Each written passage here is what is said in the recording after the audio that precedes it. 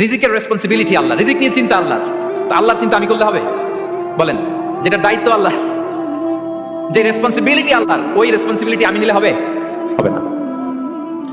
তাহলে আল্লাহ তাআলা নিজেকে রাজ্জাক বলে কোরআনে আমাদের সামনে উপস্থাপন করেছেন।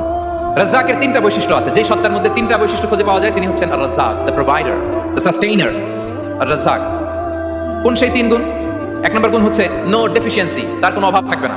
হু continuously provide sustenance to his creatures, যে লাগাতার নিয়মিত প্রতিনিয়ত তার সৃষ্টিকে রিজিক দেন এবং গোটা বিশ্বকে রিজিক সরবরাহ করতে যেয়ে তার ধনভাণ্ডারের 1 ইঞ্চিও কমে না।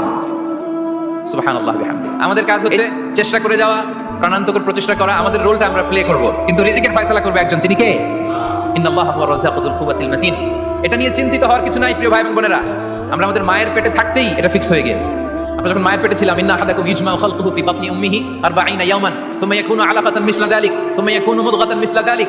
আমরা যখন মায়ের পেটে ছিলাম 40 দিন আমরা নুতফা স্টেজে ছিলাম, 40 দিন আমরা আলাকা স্টেজে ছিলাম। আমার মায়ের জরায়ুর দেয়ালে আমি লেপ্টে ছিলাম।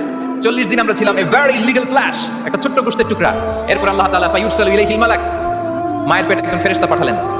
ফায়ানফুখু ফিহি রূহ, he breathed into him the spirit, তিনি রূহের ফুৎকার দিলেন।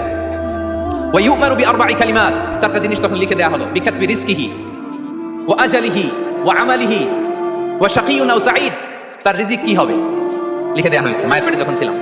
আপনারা তো এখন চিন্তা করতেছেন, চিন্তিত, কিন্তু মায়ের পেটে থাকতে আল্লাহ তাআলা এই রিজিককে ফিক্স করে দিয়েছেন। সুবহানাল্লাহি ওয়া বিহামদিহি। এবং যে রিজিক আমি আমার মায়ের পেটে থাকতেই আল্লাহ তাআলা লিখে দিয়েছেন, সেই রিজিক ভোগ না করে আমি কোনোদিন মরবো না। বিষ্ণু সাল্লাল্লাহু আমাদেরকে জানিয়েছেন, তোমার জন্য যে রিজিকের বন্দোবস্ত, যেই অ্যালটমেন্ট আছে, সেটা ভোগ না করে, উপভোগ না করে তুমি মরবে না।